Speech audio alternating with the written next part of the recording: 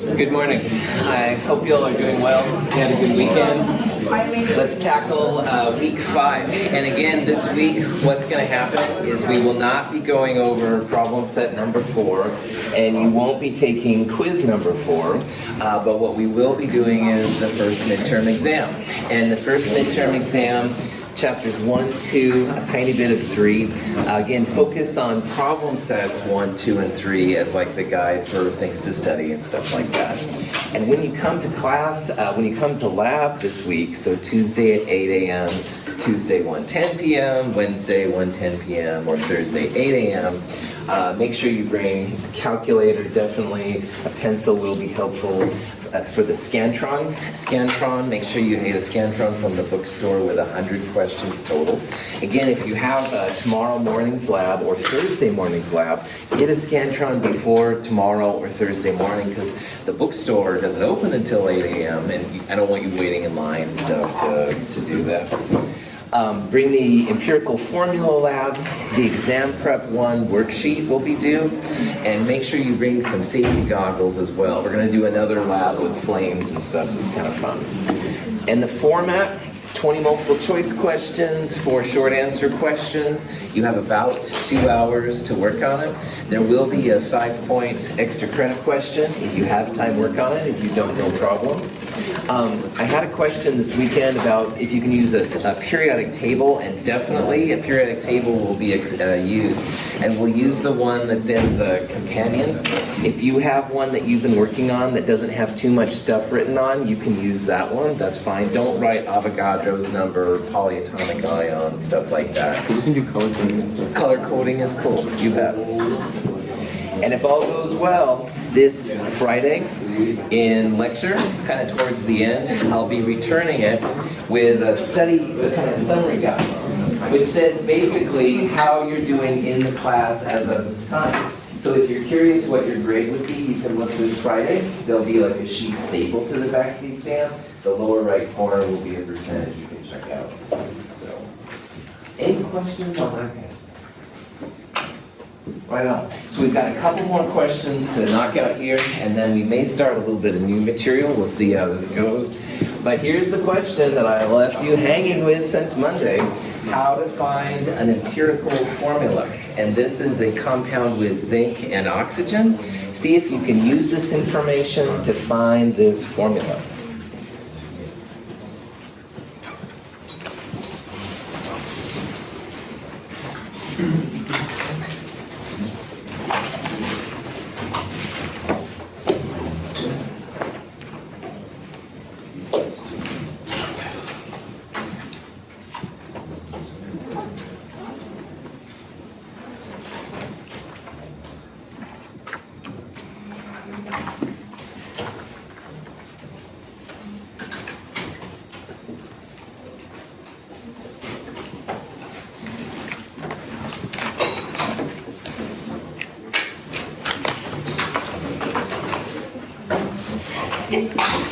Bless you.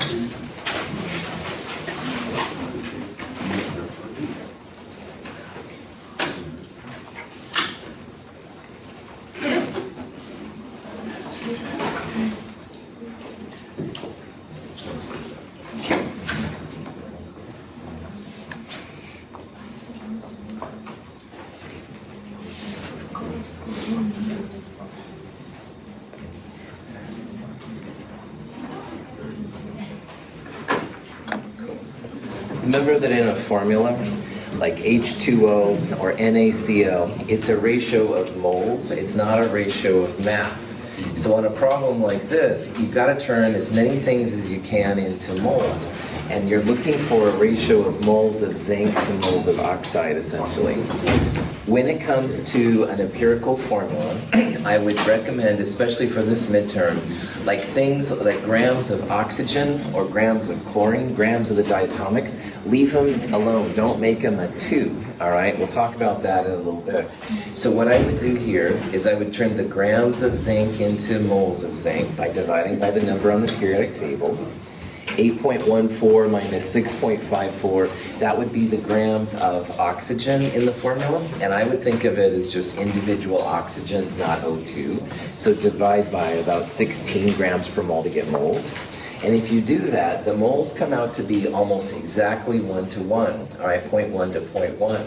So this formula then, if you divide them both by the smallest, et cetera, zinc oxide is ZNO. This is the formula that you would predict based on the periodic table. Zinc is one of the stairs. It's always positive 2. Oxygen, 6 minus 8, is going to be negative 2. Now, if you got the second one, I suspect what happened is you used 32 grams per mole. And in the next section, that diatomic O2 will be important. But in this problem, it literally is okay to think about them as just individual oxygens. I was going to say, I just looked at the charges.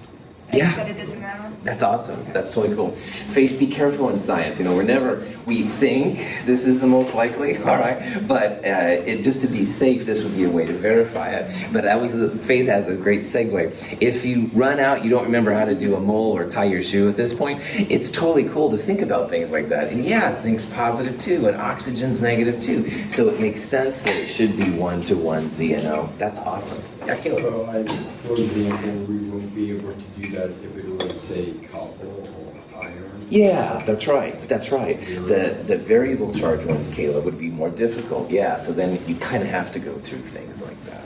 Well done. Other questions on this one? Okay. This next question is a way to go from an empirical formula, CH2O, into a molecular formula, which is what the molecule actually looks at. The answer here is going to be some integral number, some whole number of CH2O units. So see if you can use that information to see which of these would be a good molecular formula for this compound.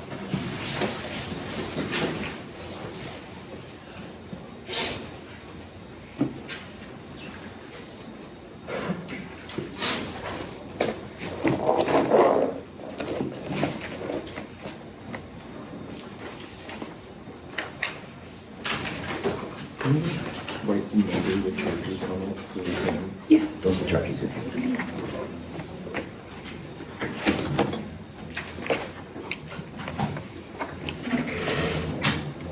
Just don't go nitrate, sulfate. Right. That might be cool. Yeah, those charges.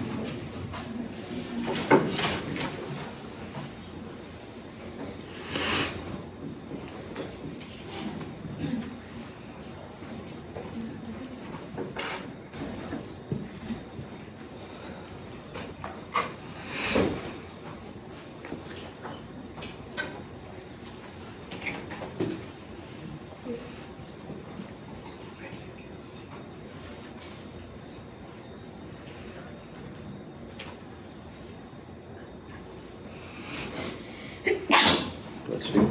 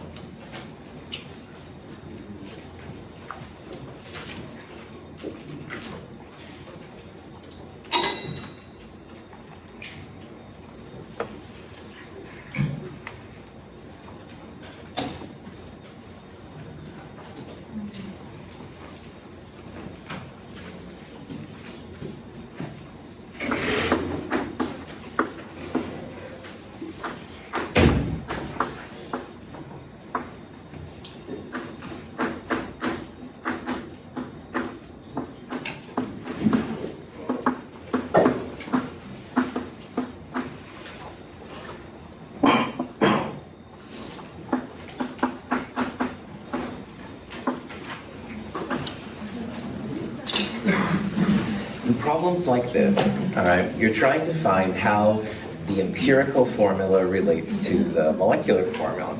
And an example we've talked about a little bit, but I'm going to bring up again. Hydrogen peroxide is H2O2. And the smallest whole number ratio of atoms, if you divided both of those 2 by 2, would be just HO. So you can see that to go from the empirical to the molecular formula, you'd multiply by this factor of 2. So 2 HOs is H2O2, all right? And how chemists do this is they have to have a separate experiment, the molar mass of the whole compound. So if you add up 2 oxygens and 2 hydrogens, that's where this 34 number comes from. Now in this problem, 90.08 is like the 34 number. It's the molar mass of the whole compound, all right? And you can see that if you had only an O and an H, 16 plus 1, you would have 17. So the ratio that goes right here is the same as the ratio between the molar mass of the whole thing and the molar mass of your empirical formula. So in this problem, we've got this number. We've got the 34, that's the 90.08. And we don't have this number yet, but we do have this thing, CH2O. And we want to find out how many times we're going to take CH2O to get the molecular formula. So here, an H and an O, 16 plus 1 was 17. What you need to do is add up a carbon, 2 hydrogens, and an oxygen. And you can use pretty cheesy sig figs here. Like I would use just 12 for carbon, 1 for hydrogen, and 16 for oxygen. They can be kind of rough. The ratio, this 2 in this problem, it's always going to be a whole number. So that's why we can afford to be a little rough with our sig figs. When you add up CH2O, it's about 30 grams per mole. And 90, the whole molar mass, divided by 30, the empirical formula's mass, 90 divided by 30, it's a ratio of 3. Now in this problem it was 2, so we took our empirical formula twice to get the molecular formula. We're going to take this thing 3 times. So C3H6O3, bam, that's going to be the molecular formula. The answer could not be E. E doesn't have the right ratio of like hydrogens to carbon and oxygens. The other ones are all valid answers, but this one wouldn't be a good answer because it's not an integral part. Any questions on that? Sweet. Okay, here's a problem that combines basically the last 2 problems together, and this is kind of a good one. So let's say that you had a compound with phosphorus and fluorine, and it's 75.41% fluorine. Let's stop right there. How would you find percent phosphorus? Subtract from 100, that's right. Yep, 100 minus this number would be the percent phosphorus. It also gives us the molar mass of the entire thing. See if you can use this information to find what the molecular formula is of this compound.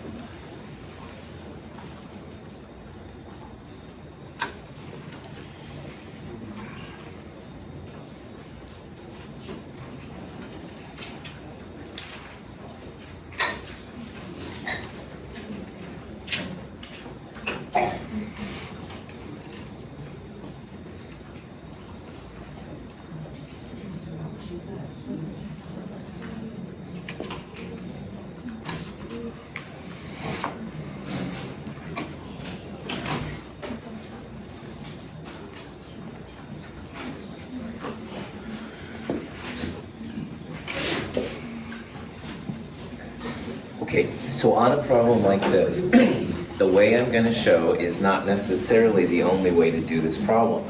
And some of you do what I call the math version, which is taking like the percent of fluoride, multiplying it by the molar mass to get the different moles. And that's totally fine. There's nothing wrong with that.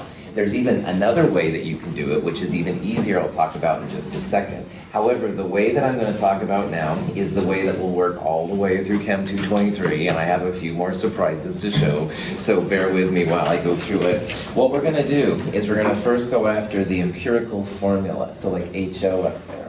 And to do that, that's where the percentages come in. The percentages we're going to turn into grams to moles of the elements, and compare them to get the smallest whole number ratio. We'll then compare the empirical formula's molar mass to the whole thing, and that's this number right here. We'll get some ratio that will multiply the empirical formula by. So if you do all that, and a lot of you got this, which was outstanding, I would assume you had 100 grams total. So 75.41% becomes 75.41 grams. And you can look up the value on the periodic table to get the moles. And then like a lot of you saw earlier, to find the phosphorus, 100% minus that number gives the 24 number there. Turn that into grams to moles. Now you've got an ugly formula, so you can see how the phosphorus goes there, the fluorine goes there. Take the smaller number and divide it. So both of those you divide it by 0.794. So it's 1 phosphorus to what comes out to be almost exactly 5 fluorines. PF5 is your empirical formula. If you take this number and you add up 1 phosphorus and 5 times 19, you get this number, which is the molar mass of the empirical formula. Whole thing divided by that 2 P2F10. Again, you can use the math method, all right? You can use the percentages and the molar mass to do that. But let's say that you're like having a brain spaz and you're like, I can't stand it, chemistry, 4-letter word. Another way that you can do this, and it is more work, but I'm gonna let you know all my secrets here, all right? You can literally find the molar mass of each one of these compounds. So like this one, you take 2 times phosphorus plus 2 times fluorine. And if that number comes out to be 251.94, you're good to go. This takes longer. I don't recommend it, but it is a possibility. I saw South Park this weekend, and a little tweet goes, this pressure, can't stand it. So I thought, oh, I need to let you know all my secrets, man. So don't watch South Park just for this, but it looks kind of funny. All right, questions? Good. Which of these is iodous acid? Can you figure out which one it is?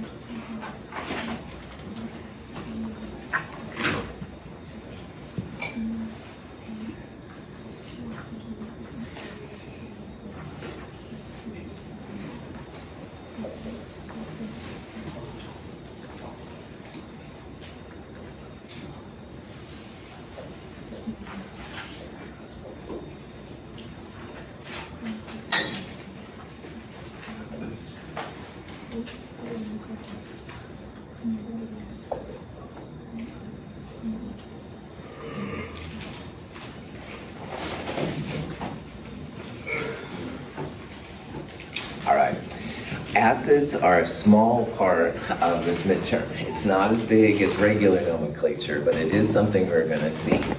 If you see this, okay, first of all, iode comes from iodine. So your acid has to have an iodine. And because it's an acid, the H is listed first. There's a pattern of these things, all right? So the base iodate leads to iodic acid. And if you take one less oxygen, all right, iodic becomes iodous. So HiO2 is iodous. Hydro is the name given for compounds without oxygen. So hydrochloric acid is just HCl, just like hydroiodic acid is just HI. So if you see a hydro prefix, it just means it doesn't have any oxygen. It's the oxygen ones, which are the buggers here, that kind of go all over. Questions? And one more.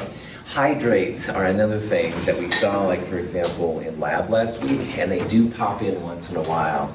See if you can find the molar mass of this compound. So first find the formula, and then determine the molar mass of the compound.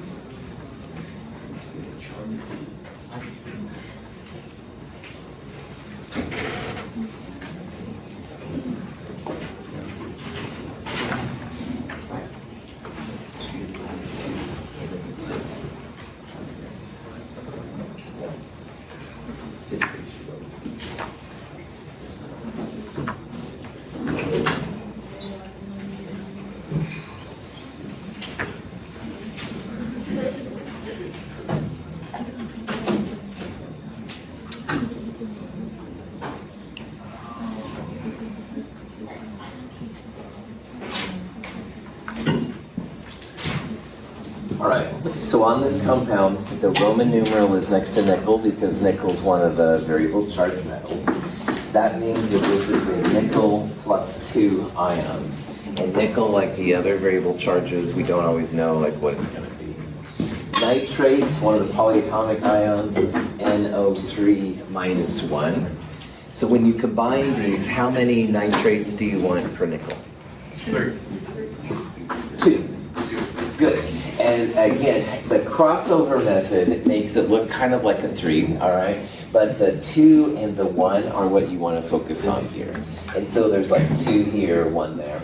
Positive 2 nickel is like a double handshake, and a nitrate only gives a single handshake, so you need 2 of them. Anhydrous nickel 2 nitrate would be this formula, but this is a hydrated compound. And hexa, Greek prefix for 6, means that you have 6 waters with it. So nickel 2 nitrate hexahydrate would be Ni parentheses NO32 with 6 waters. The hexa, or the Greek prefix, just tells you like how many waters you have. So when you're doing the molar mass here, all right, add up the nickel, add up the 2 nitrates, and you'll also add up 6 waters, so like 6 times 18. And if you do all that, you should come out with answer D, 291 grams per mole. Any questions? This next section we're going to think about when things dissolve in water and when they don't. And usually the ionic compounds like this one with positives and negatives dissolve pretty well. The hydrated ones dissolve super well. So this is like almost a guarantee that your stuff will dissolve in water, like our copper chlorides and stuff last week. All right, that's it for the review. We'll now stop the review, and I want to look just a little bit about the next section. Because the next section is when we start finally making, if you will, like a type of sentence out of the names and the compounds we've been using. So this next section is actually making things, figuring out like what you're going to make and how it's going to be done. So chapter 4, part 1, which will be the focus of problem set 4, is how you make stuff, all right? And everything around you, from the pencils to the remote controls to the things you eat and drink, you have to have a chemical reaction undergoing. And we'll talk about what reactants and products are. We'll talk about how to predict, in some cases at least, what you're going to be making, and lots of different things. But before we go into this part, I think it's really cool to make a connection with a day-to-day thing which probably all of you know. And what it is cooking. So if Esther starts to go to the kitchen and she goes, I'm hungry, I'm going to make a sandwich, all right? There's like following a recipe that she will follow, which is totally cool. And that's really all this section is. It's basically about controlling your kitchen experiments. Now, like in the kitchen, like your oil catches on fire, bad news. If you don't use the right amounts, you misplace a decimal point, of course your reactions are going to go pretty crazy. But at the end of the day, the goal is to have something that you want.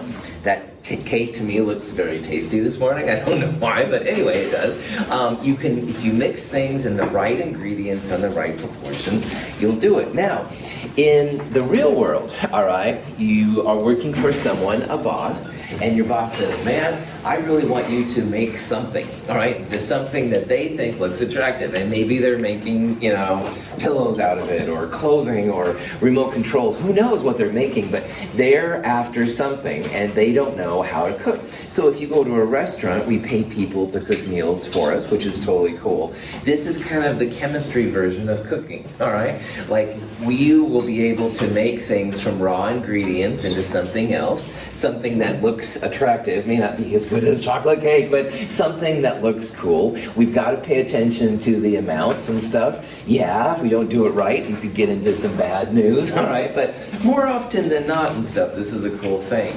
So this is another area now where chemists get paid a lot, all right? We get paid, like I said, most of the time because people want to know what something is. You don't want to taste it or drink it because it could be poisonous or something like that. The other thing is this part, like how do you make things? How do we tell the people we're working for how much we're going to make? And how do you control and stuff like that? And again, wear your safety goggles because you just never know what's going to happen. This reaction right here is pretty common, and it's a reaction between aluminum and oxygen to make aluminum oxide. Now, if you see an element by itself, all right, that's an elemental version of the thing. So like this is aluminum. It's not positive or negative, even though aluminum in a compound is positive 3, this aluminum has all of its electrons. This is what I would refer to as elemental aluminum. So like raw aluminum, like from a can or something like that you scraped off maybe. And it's reacting with oxygen to make aluminum oxide. But there's a lot of terms here we need to talk about to figure out what exactly these are. And the first one is reactants and products. And all reactions will have some version of an arrow, all right? And there's different types of arrows, and we'll see those later on. But for this reaction, this is the arrow. In this problem, the aluminum and the oxygen are the reactants, the things on the left-hand side. The products are what's on to the right of the arrow, and that's what we're making, all right? So if it was that chocolate cake we saw earlier, my reactants would have been like flour, eggs, chocolate frosting, I don't know. I'm not much of a cook, to be totally honest. But anyway, those would be the raw ingredients we're putting into making the cake. And this part, the product, would be the cake. So in this reaction, the scientist is combining aluminum and oxygen to make aluminum oxide. Now, there's also these weird numbers in front. And it's not that weird, again, if you think about it in terms of cake, all right? Because if you have a cake, maybe it says to add 2 cups of flour and 3 eggs. So the 2 and the 3 in that example would be like the proportions. These 4, 3, and 2 numbers are the proportions for this chemical reaction, for this chemical cooking. They have a fancy name. It's not a name that you have to be able to spell or even say if you don't want to, but the name is stoichiometric. And stoichiometry is the study of quantity, all right? So putting the right amounts in to get what you want out. And in this problem, it says that 4 aluminums and 3 oxygens need 2 aluminum oxides. And you can probably imagine that since chemists are obsessed with the mole, that these are mole quantities. So it's 4 moles of aluminum and 3 moles of oxygen, making 2 moles of aluminum oxide. So the stoichiometric coefficients are nothing more than relative amounts. And if you added too much of aluminum, you'd have different results than if you had too little aluminum, stuff like that. The thing that follows the aluminum oxygen and aluminum oxide, which are sometimes listed as subscripts, but sometimes just regular, those give you a hint as to the physical states of the compound. And you can probably imagine that here there's a solid, that's what S means. G stands for gas. Sometimes things will be L, which would mean like a liquid, so H2O liquid. On the other hand, sometimes you'll have things that are AQ, and that we'll talk about that later. AQ stands for aqueous, and aqueous is a solution. So if you put some sugar in your water, all right, that would be a sugar solution. The sugar would be listed as sugar AQ, sugar dissolved in water. So AQ is just a fancy way to say that things are dissolved in water. Most of Chem 221 through Chem 223 is aqueous chemistry, so you'll see the AQ a lot. Any questions on that? Are aqueous always solutions and liquids always pure compounds? Never mind, I guess. No, that's a great question. And the answer is yes, that's right. Sometimes, Joseph, instead of AQ, you could have like aluminum in like ethanol or acetone, a different solvent. But most of the time in these classes, AQ, water will be our solvent. Good. There's lots of examples of these things. This is a phosphorus chloride kind of combination. If you have 1 phosphorus and 6 chlorines, you're going to make 4 PCl3s. So in this case, the phosphorus and the chlorine are the reactants, and the phosphorus trichloride is the product. Notice that this is a solid and a gas making a liquid, which is kind of cool. Now, another thing to pay really attention to, and this is where it's going to start being important, those diatomics are going to be real important in this next section. For the first midterm, it's not as important. I'm introducing it, but really for this second section now, they're going to be really important. So have no fear of ice clear brew, or whatever version of that you want to know, is really important to know. So like Cl2 is what you would put down, but for aluminum, which is not one of those, it's just Al. Phosphorus is an example of what's called a tetramer, 4 atoms together. You don't need to worry about that, but just realize there's more than these 7 pesky things running around. If you see something like that, then just realize it's another version of the same part. Yeah, tetra meaning 4. All right, so so like 4 pieces. Here's iron 3 chloride being made, all right? Notice again, chlorine, one of the diatomics, is a gas.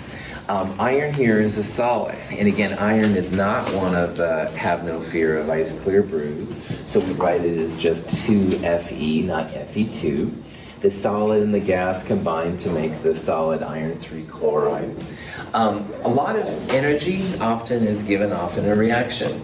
So a lot of times, like on this one, you can definitely see like gases coming out, the solids form and stuff like that. Sometimes reactions, though, when they happen, will get colder too. So a lot of times just seeing a temperature change is indicative that a chemical reaction has occurred. Sometimes it's difficult to tell if a reaction has happened, but if you see a solid or a liquid form, then you know you've got something going down. Making aluminum oxide is a good example of a reaction which releases a lot of energy. So when you put the aluminum and the oxygen together, it's like a firework, man. It's really, really powerful in the raw form. If you have a reaction like this, all right, there's 2 ways to think about it, just like we've done for the other things so far. On an atomic scale, you could say that 4 aluminum atoms are reacting with 3 O2 molecules to make 2 molecules of Al2O3. So those numbers literally come down like that. And you can think about if you had like little models, you could have 4 little aluminum, circles or whatever, and reacting and stuff like that. But what we will do almost all the time is we don't think about them on the atomic scale, we think about them on the molar scale. So instead of thinking about them as individual atoms, thinking about them as moles gives us a lot of power. 4 moles of aluminum react with 3 moles of O2 to give 2 moles of aluminum oxide. All of your mole numbers you can translate to grams. So we could weigh out this many grams of aluminum, and we could weigh out essentially this many grams of O2. And at the end of the day then, we'd have whatever this translated to into grams of aluminum oxide. So the moles are kind of like cups and a number of eggs or whatever again in the recipe. That's all it is. It's like a chemist's way to have a recipe, all right? And we'll talk about how recipes and chemistry go together.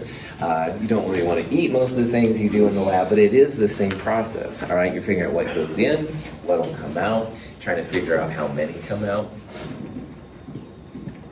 Mercury 2 oxide breaks down or decomposes readily when heated. If we were to weigh the compound before heating and compare its mass to that of the mercury remaining after the reaction, it would seem that decomposition causes a change in the system's mass. The product mercury would weigh less than the reactant. In reality, the decomposition liberates the reactant's oxygen atoms as gaseous dioxygen O2. All matter present before the reaction still exists after it. The reaction obeys the law of conservation of matter. In the old days, people would take compounds, like mercury oxide, they'd heat it up, and the mass before was greater than the mass of the stuff left over at the end. And they were confused about what was happening.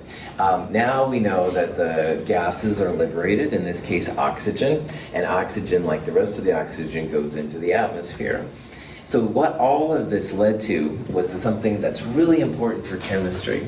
And basically what it says is that the matter you put in must be accounted for on the way back out. Like you can't hide any matter. Like once in a while when I'm like cleaning the floor, I'll like sweep some stuff under the rug, whatever. I can't do that in chemistry. This is an area where chemistry and accounting kind of mash a little bit because chemists really need to account for all the matter. Like what did you put into the reaction and what matter came out of the reaction at the end. And this law is really important. It's one of the foundations of chemistry and science in general. The official name is the law of conservation of matter, but a lot of times people refer to it as law of mass action. And all that means is what you put in, you have to account for on the way back out. All right? No cheating, no making mass, if you need it, no like hiding mass under the rug if you don't know where it went. You have to account for everything that goes into and goes out of the reaction.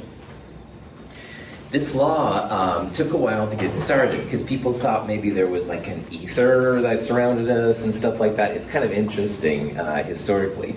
However, the person that finally really brought it home was named Lavoisier. And Lavoisier, who used to wear those cool wigs and stuff like that, was the first one to realize that if you're going to have all the mass accounted for, i.e. the mass that goes in equals the mass that comes out, then you have to have a balanced equation that can represent that reaction. And the balanced equation should show you what's going into the reaction and what's going out of the reaction. And on an empirical base level, the atoms that go in must equal the atoms on the other side.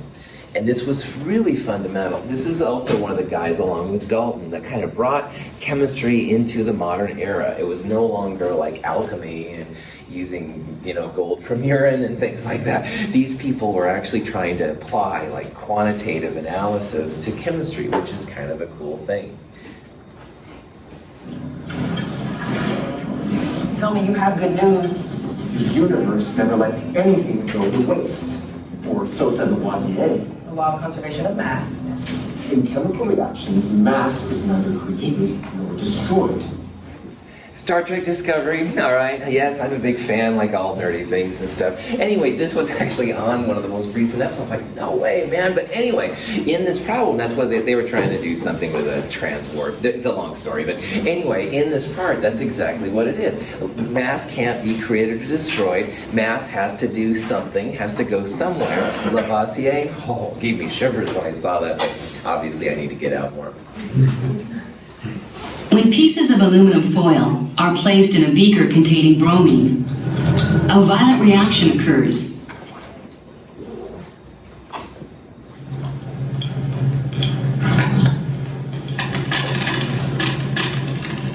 The elements react to produce aluminum bromide, which consists of 2 aluminum atoms for every 6 bromine atoms. It is visible as a white powder deposited on the beaker. So this reaction, first of all, you can see that something's happening, all right? You mix these chemicals together, smoke kind of stuff goes out, a lot of energy. That's the indication that something has happened. Now to figure this out, what scientists finally realized is that aluminum and bromine combine to make this thing aluminum bromide. Now this is what I call a dimer, and we'll talk more about dimers and monomers more next term than this term, but just realize that there's 2 aluminums for every 6 bromines. So if Cyrus and I were going to make some of this Al2Br6, we'd have to know the relative amounts of aluminum and bromine that were needed. And this one you can probably see. This is the molecule. There's 2 gold atoms, 2 aluminums on the right side. We're going to need 2 aluminums to go in. So 2 aluminum atoms in, 2 aluminum atoms out, score. Now bromine is one of the 7 diatomics. Have no fear of ice, clear, bromine. So bromine comes in pairs. This is now where these diatomics are going to start really kicking in. So if bromine comes in pairs, I'm going to need 3 bromines, 1, 2, 3, 4, 5, 6 bromine atoms from 3 of the pairs. And that will give me the 6 bromine atoms that I want over here. So in this section, what we would do is we would put a big 2, a stoichiometry of 2 in front of the aluminum. we would put a big 3 in front of the bromines, the Br2s. It's not 6 Br single atoms, it's 3 Br2s, 1, 2, 3. And over here, that's going to make 1 Al2Br6. And notice that we don't usually put 1s in front of things. Chemists are lazy, etc., etc. Fun one. Sorry. Sorry, Dan. No. Did you have a question? Or? No. Oh, cool. I'm sorry. My apologies. I don't read the sign language, facial language very well. Sorry. Any questions? Okay. In the combustion of propane, a single propane molecule reacts with 5 molecules of O2 to produce 3 molecules of carbon dioxide and 4 molecules of water. This is a reaction with propane, and if you are a person that barbecues a lot, propane is C3H8. And propane, when you combine it with oxygen, a lot of energy is released. That's what the barbecue part is for, the flame. You end up with carbon dioxide, CO2, and water, H2O. So if you know what these formulas are, all right, propane, C3H8, and oxygen, again, is a diatomic, O2. And the products are CO2 and water. Notice that all of these are gases, including water. We're used to water as a liquid, but that's for normal conditions. The energy released by the propane usually evaporates off the water pretty easy too. So if you think about this long enough, C3H8 is what we started with. And you can see up here there's 1, 2, 3 CO2s. So the 3 on the propane is going to lead to a 3 in front of the CO2, a stoichiometry of 3. And you can also see that in the propane there's 8 hydrogens. Water needs 2, so there's going to be a 4 right there, like 4 times 2 is 8. And if you have 4 by the water, 4 times 1 oxygen, and 3 by the CO2, 3 times 2, 6, you're going to have a total of 10 oxygen atoms. But because the O2 comes in pairs, we're going to put a 5 right there in front of it. So this is one way that I did really fast on how to balance a reaction. And notice how I took care of the carbon and the hydrogen first. I did that out of practice, it's true, but oxygen is all by itself. It's the only thing. So I can affect this number without affecting, like, if I change this number, it would change both carbon and hydrogen, or this would be hydrogen and oxygen. Try to do the elements by themselves last. If you can, it'll make your life like a little bit easier. Okay, this is a great place to stop. We'll do more balancing reactions on Wednesday. Have a good day.